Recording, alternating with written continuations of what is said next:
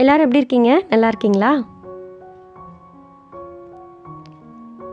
நாவல் பழத்தை போய் பறிச்சுட்டு வந்த vlog வந்து லாஸ்ட் வீடியோவில் போட்டிருந்தேன்.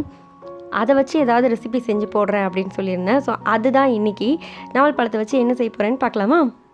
அதுக்கு ஒரு கப்பில் 2 டேபிள் ஸ்பூன் அளவுக்கு பால் எடுத்திருக்கேன். 100 ml இருக்கும் இது. அதில் 1 டேபிள் ஸ்பூன் அளவுக்கு சர்க்கரை போட்டிருக்கேன். அப்புறம் 1.25 ஸ்பூன் அளவுக்கு ஈஸ்ட் சேர்த்துருக்கேன்.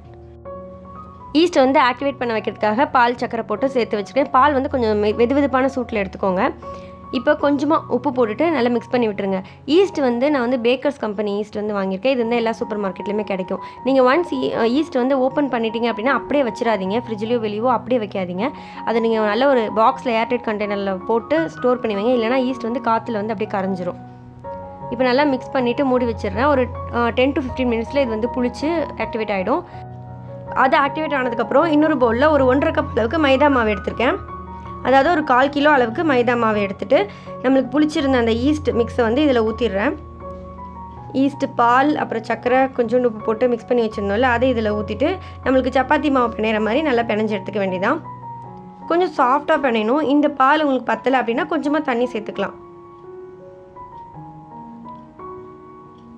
கொஞ்சம் சாஃப்டாக பிணைஞ்சு வச்சிடலாம். இதில் வந்து கொஞ்சமாக ஆயில் அப்ளை பண்ணிவிட்டு ஊற வச்சிடலாம். நான் 1 ஸ்பூன் அளவுக்கு ஆயில் ஊற்றிருக்கேன். ஆயில் ஊற்றிட்டு கொஞ்சோண்டு பிணைஞ்சிட்டு அப்படியே மூடி வச்சிடலாம். இது வந்து டபுள் ஆகி வரும். ஒரு மணிலேருந்து 1.5 மணி நேரம் கழித்து அப்படியே டபுள் ஆகி வரும். அது வரைக்கும் வெயிட் பண்ணலாம்.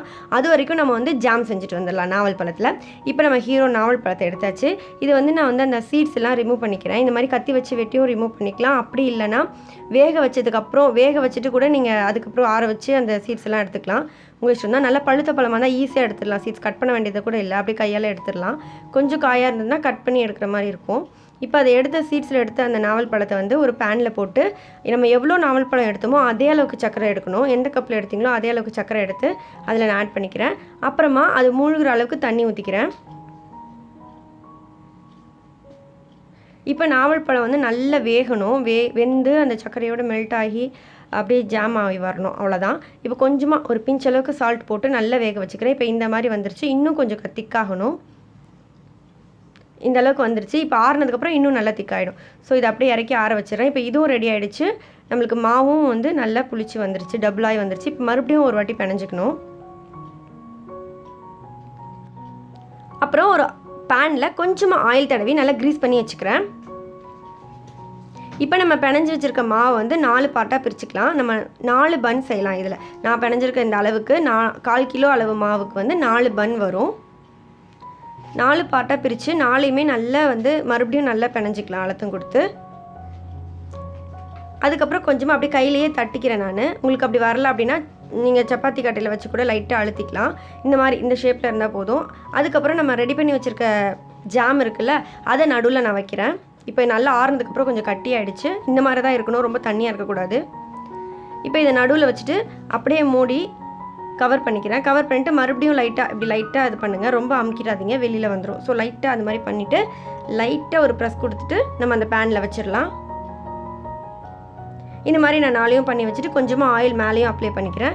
ஒரு பழைய தோசைக்கல் அந்த மாதிரி அடுப்பில் வச்சுட்டு அது மேலே இந்த பேன் வச்சிங்கன்னா இன்னும் நல்லா வந்து அடி பிடிக்காமல் இருக்கும். ஸோ அதனால் அது மேலே பேன் வச்சுட்டு மூடிடுறேன்.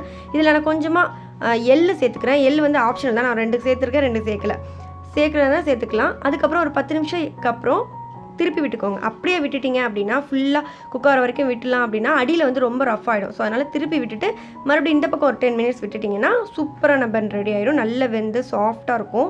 ரொம்ப நேரம் விட்டுறக்கூடாது. 10 to 15 மினிட்ஸ் இல்லை 20 மினிட்ஸ் மேக்ஸிமம். அதுக்கப்புறம் விடாதீங்க. அதுக்குள்ளேயே நல்லா வெந்திருக்கும்.